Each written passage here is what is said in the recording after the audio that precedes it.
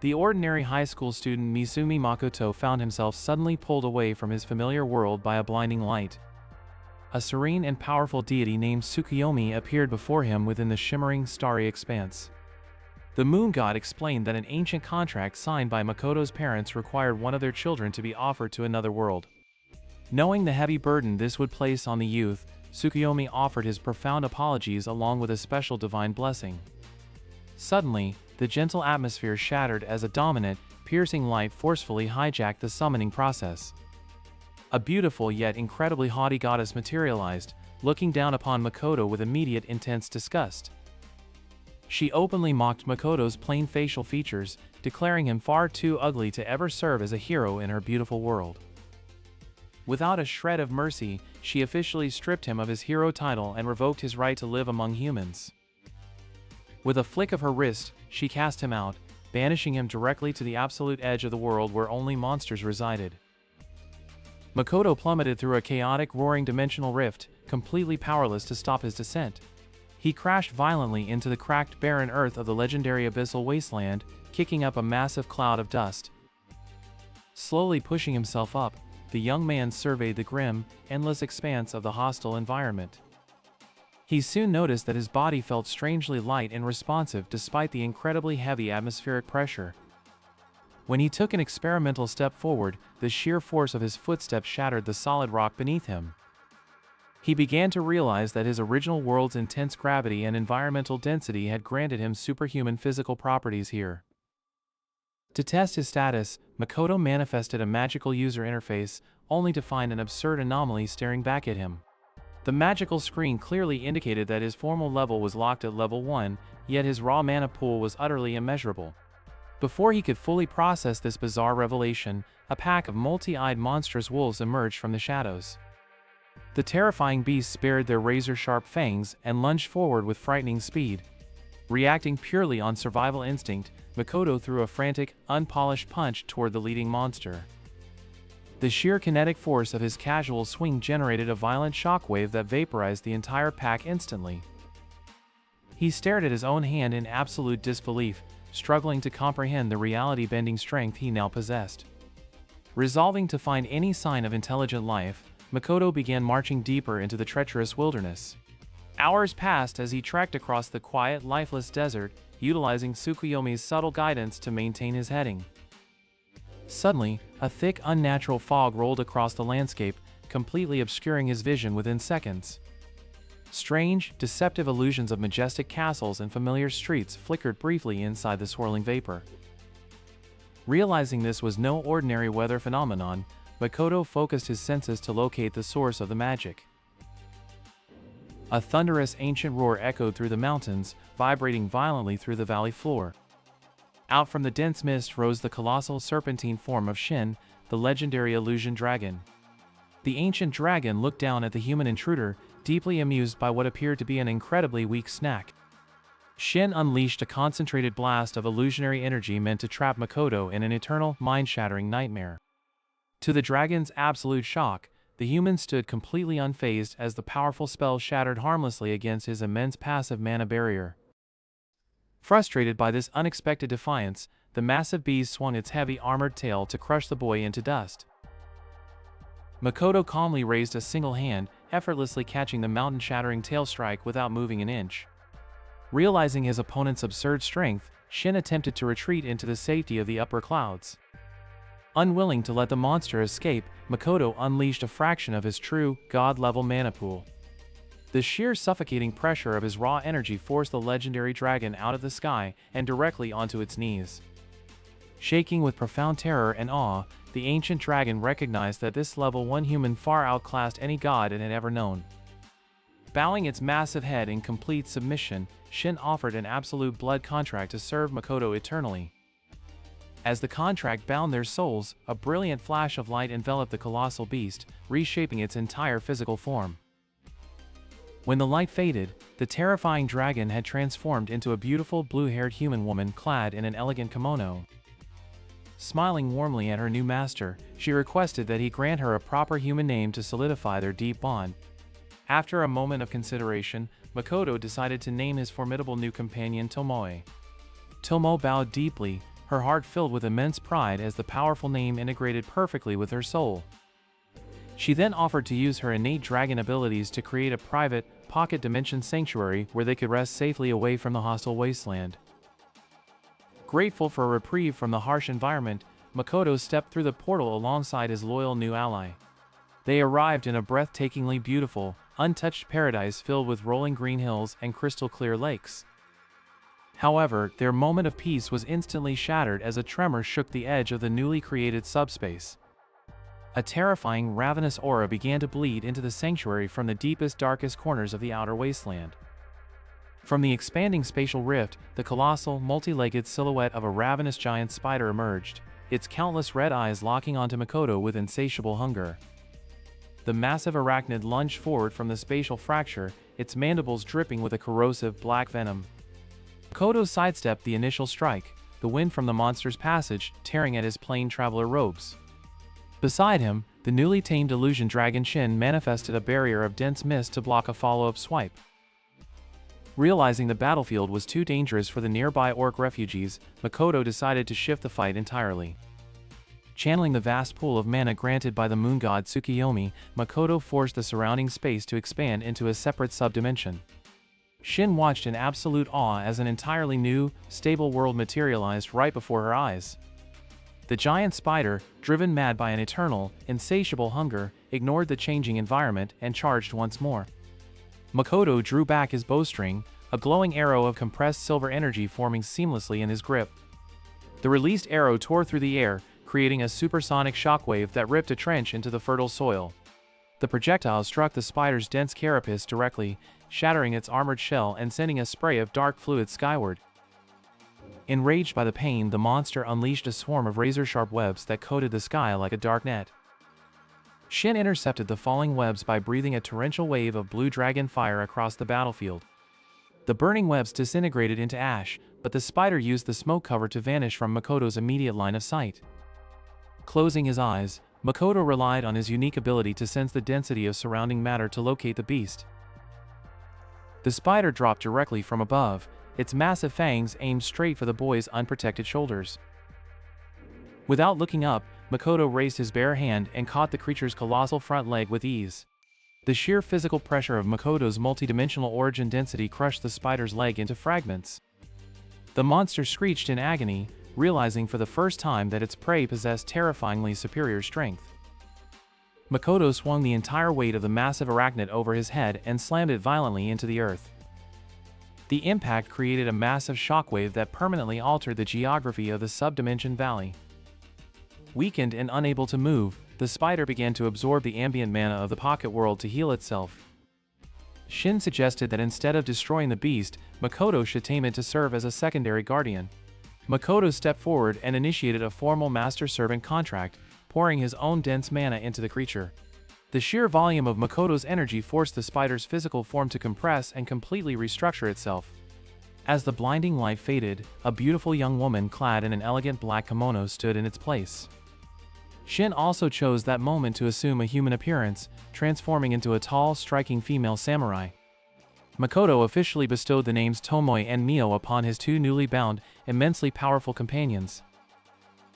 With the immediate threats subdued, Makoto invited the displaced orc refugees to settle within this safe pocket realm.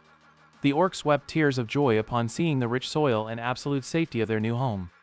Under Tomoe's direction, the construction of a permanent town named Ashengard began immediately. Mio quickly developed an obsessive attachment to Makoto, constantly seeking his approval and cooking bizarre, overspiced meals. Over the following weeks, the subdimension expanded further, mirroring a peaceful, idyllic fantasy kingdom. Despite the peace, Makoto knew he could not stay hidden in a pocket dimension forever. He needed to find other humans to understand the language, culture, and geography of this massive world. Tomoe and Mio insisted on accompanying him as his personal bodyguards for the journey into human civilization. Tomoe opened a stable gateway leading back to the outer edges of the human territories. Together, the trio stepped through the rift, leaving the peaceful sanctuary behind them. They materialized on a high cliff overlooking a distant, heavily fortified human border city. Even from afar, Makoto could sense a strange, oppressive magical barrier surrounding the settlement. Suddenly, a violent explosion rocked the city gates below as a swarm of shadowy monsters began a fierce assault. The sudden explosion at the city gates sent plumes of black smoke billowing into the sky, instantly shattering the peaceful morning atmosphere. A swarm of shadowy monsters surged through the breached stone walls, their claws tearing through the panicked town guards. Standing atop a nearby ridge, Makoto calmly assessed the chaotic battlefield with his heightened perception. Beside him, Tomoe adjusted her katana with a sharp smile, eager to test her newly acquired humanoid powers. Mio drooled slightly as she stared at the monsters, viewing them more as an exotic snack than a genuine threat. With a simple nod from Makoto, the two powerful entities leaped forward like streaks of lightning toward the fray. Tomoe unleashed a wave of illusionary blue fire that instantly vaporized a dozen shadow beasts in a single sweep. Mio used her massive dark web magic to ensnare the remaining creatures, crushing them into dark dust within seconds. The surviving city guards stared in absolute awe as the terrifying monster horde was completely annihilated in moments. Makoto walked down into the city quietly, hoping his companion's overwhelming display wouldn't cause too much trouble. The guard captain approached them cautiously, thanking them profusely while demanding to know their identities for safety. Tomoe stepped forward and confidently announced that they were simple travelers looking to register at the local merchant guild. Relieved by their lack of hostility, the captain quickly processed their entry paperwork and directed them to the commercial district. As they walked through the bustling streets of Saige, Makoto marveled at the vibrant blend of human culture and architectural styles. However, he quickly noticed the judgmental stares of the locals, who sneered at his remarkably plain appearance. Tomoe glared back at the whispering crowds, her intense aura causing several arrogant merchants to stumble backward in fear. They finally arrived at the grand headquarters of the Merchant Guild, a massive building decorated with golden emblems. Inside, the atmosphere was thick with the sounds of scratching quills, clinking coins, and intense business negotiations. The receptionist behind the counter looked at Makoto's simple clothes and flatly stated the steep registration fee. She gasped aloud when Makoto casually placed a flawless high-grade magical gemstone onto the desk to pay. The sudden display of wealth immediately attracted the attention of several shady figures lurking in the guild's shadows. A senior guild official quickly ushered Makoto into a private room to complete his registration as an independent trader. While completing the forms, the official casually mentioned the severe economic crisis currently gripping the city's trade lines. He explained that the Rembrandt Trading Company, the most powerful faction in town, had abruptly stopped all exports. Rumors whispered that a horrific incurable curse had struck the entire family of the company's president, Patrick Rembrandt. Outside the guild, a desperate representative from the Rembrandt Company intercepted Makoto's group with an urgent request. He pleaded with them to accept a top-tier quest to find rare materials needed to brew a cure for the dying family. Sensing an opportunity to establish his new company's reputation instantly, Makoto decided to accept the hazardous task. The materials required could only be found in the treacherous wilderness, a place crawling with high-level mutant beasts. Tomoe laughed at the danger, claiming that no monster in this mortal realm could stand against their collective might.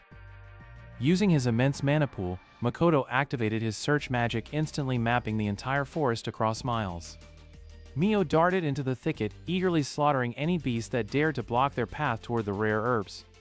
Deep within a hidden cave, Makoto successfully gathered the rare ambrosia flowers needed to break the dark affliction. On their way back, they were suddenly ambushed by a group of highly trained human assassins wearing unmarked black armor. The lead assassin snarled that the Rembrandt family must die, revealing a deeper corporate conspiracy to destroy the company. Unmoved by the political drama, Makoto simply sighed and allowed Tomoe to sweep them away with a single flick of her fingers.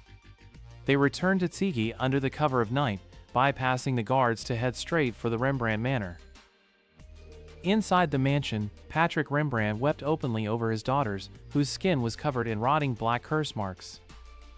Makoto stepped forward, crushed the ambrosia flowers into a glowing liquid, and channeled his pure mana to activate the cure.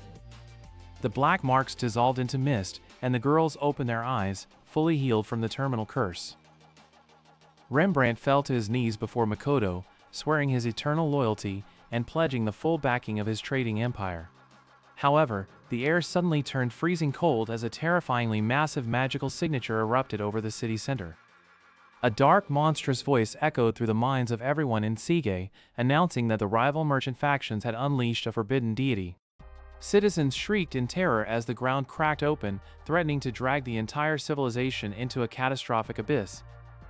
Standing on the roof of the manor, Makoto watched the colossal demon entity materialize, realizing his fight for survival had only just begun. High above the burning rooftops of the Academy City, Makoto unleashed a focused pulse of his silver-blue mana to suppress the encroaching demonic pressure. The colossal demon entity bellowed into the night, its massive clawed hands tearing through the defensive magical barrier of the central plaza.